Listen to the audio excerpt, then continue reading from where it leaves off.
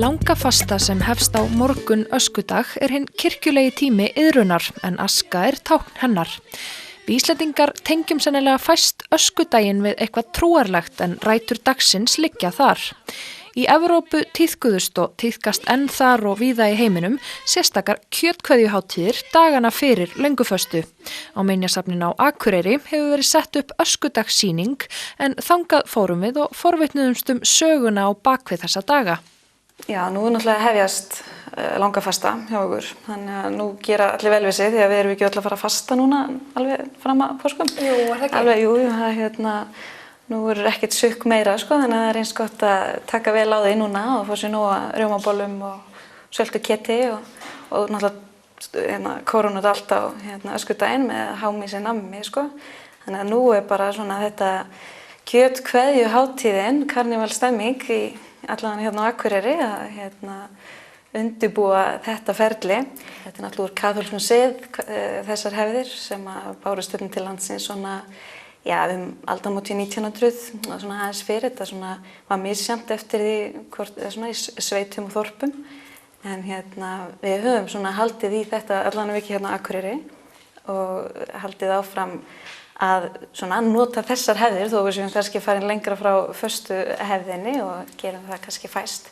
En þetta er þetta tímabil ákveðin viðsnúnings í samfélaginu. Nú erum við á mörkum, í Evrópu er þetta hálfgerð vorhátíð að verða og þó að við séum með snjókomunu úti og hávetur bara en á þessum tíma var ákveðin viðsnúningur í samfélaginu. Fólk leyfði sér hluti sem það gerði ekki venjulega, fá sér vel að borða. Þetta var tími sem eins og erlendis var verið að greiða skatt áður fyrir á þessum tíma. Það var til nóga mat hjá höfðingjum og það var bara kýlt á það í rauninni þegar tækifæri gafst til. Þetta small allt saman út frá bæði þessum skattatíma og svo að það var að koma þessi fasta út frá trúarlegum hefðum. Og já, þetta er ennþá við höldum í þessar hefðir hér og bara kannski það verður einhver fjarlægð en eitthvað er eftir. Það er svo gaman með siður og venjur, hvernig það er á ólíklegasta hátt þróast og hvar það líka haldast á eins og það er náttúrulega mjög ólíkt eftir því hvar á Íslandi þú ert, bara bæði náttúrulega fyrir 100 árum og svo í dag og það er ennþá misjafnt hvenær krakkar fara í búninga núna, einhvers staðar er það á bolludaginn. Og það var upphaflega líka oft meiri á bolludaginn þessi hátíðaröldu búningar. Þessir dagar í dag sannkallaðir barnahátíðisdagar, sérstaklega öskudagurinn. En hvernig var það hér áður fyrir? Ef við förum dálítið langt eftir í tíma, þá náttúrulega erum við að tala fullorðið fólk sem fær tækifæri til að snúa öll á hvolf hversdeginu sínum, að einmitt þurfi ekki lengur að spara við sig í mat. Gera jafnvel grín að yfirvaldinu, menn klæddu sig upp sem konga og biskupa og svona sem var náttúrulega dagsdaglega, þú gerðir ekki grín að því svona venjulega. Börnin náttúrulega fá tækifæri til að vera fullorðin og þessi líka uppbrot á venjulegum eins og bara viðskiptaháttum. Venjulega getur ekki farið inn í búð og sungið og fengið fyrir það vöru. Ég held ekki, maður er svo mikið prófað mikið að prófa að syngja út í matarkörfuna hjá sér, en þarna eru þau komið ákveðið vald til að og þarna þeirra dagur að fá valdi til að gera hlutin á sínum forsendum og fá umbun fyrir sitt framlag, hafa ekki kannski pening en geta sungið og fá fyrir það verðlaun. Þetta er á svipaðan hátt og áður fyrr, hvernig þeir sem eru ekki ráðandi í samfélaginu, sem voru þá áður fyrr, bara bændur og leigulið, núna börnin sem eru valdalausi hópurinn, þau fá þennan eina dag til að ráða ferðinni. Þetta er þeirra dagur. En áður fyrr þá tóku margir fullorðnir líka þátt í þessari gleði, hvort sem það var á bolludegi eða öskudegi. Og eins og á Akureyri þegar var að slá köttinn og tunni, þá er til myndir af mönnum á hestbaki alveg fullum skrúða að fara að slá köttinn og tunninni, líta bara út eins og sé að fara á leiksvið, en þeir voru bara að taka þátt. Það að slá köttin úr tunnunni á sér langa sögu en Ragna útskýrir að hér áður fyrr í Evrópu þaðan sem siðurinn barst til Íslands hafi í fyrstu verið lifandi köttur í tunnunni. Hérlendis tektist það nú aldrei að hafa lifandi kött í tunnunni en dæmi að dauður köttur eða dauður hrafn hafi verið notaður við þessa iðju. Í dag tunnan eins og allir vita full af salgæti. Og þetta var mikið sport að rekja í rauninni þessar myrkrar verur í burtu og kalla á vorið. Og við erum með taltega gömlum gripum frá Akureyri, bæði kylfur sem voru notaðar til að slá í tunnuna og sá sem að braut tunnuna var tunnukongur og þá átti eftir að slá niður hræið inn í tunnunni. Þá var gripið til sveðjunar og það þurfti að hamast alltaf á bandinu til að ná dýrinu niður.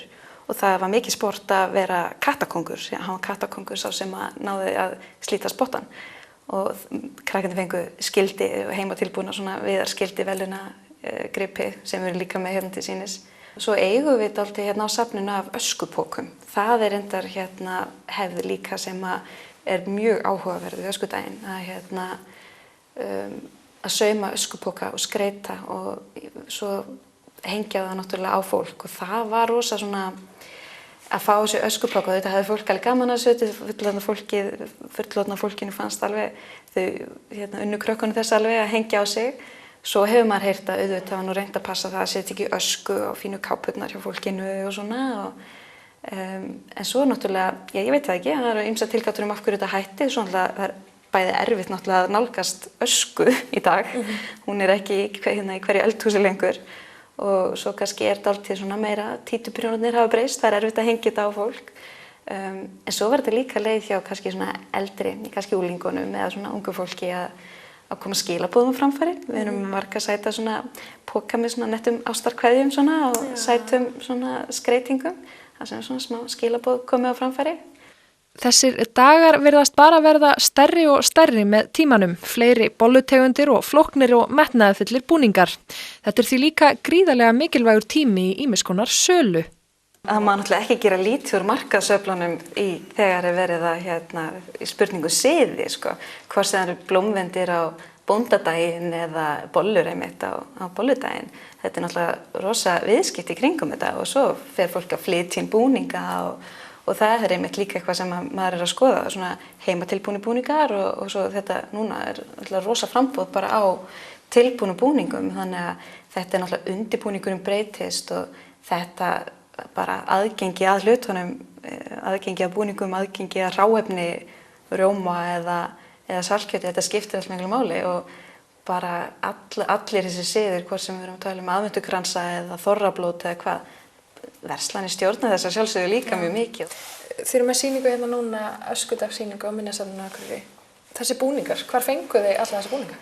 Þetta eru bara búningar bæjarbúa og frá svona ýmsum, þetta svona frá svona 1950 og eiginlega til dagsins í dag og þannig að við erum með svona ákveðna þróun hérna og við fengum bara, margt í láni, fólk heldur upp á þetta því að það var rosa vinna lögð í þessa gömlu búninga. Þetta voru skikkjur aðalega og hattar, einhverja kórónur og svona á þeim tíma, þetta var svona dálítið riddaralegt allt saman.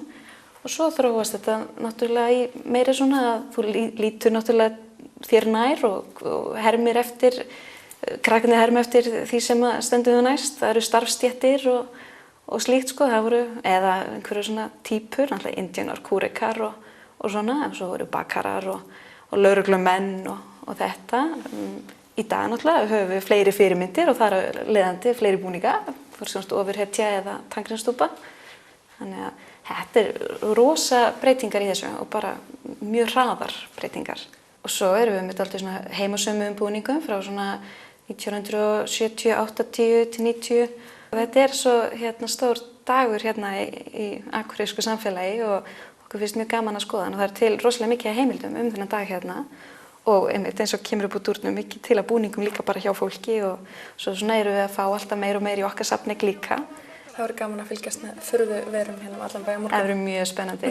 Inni svo notalegt en úti dimmir fljótt. Ég ætti að fara heim áður en kvöld verður að nótt.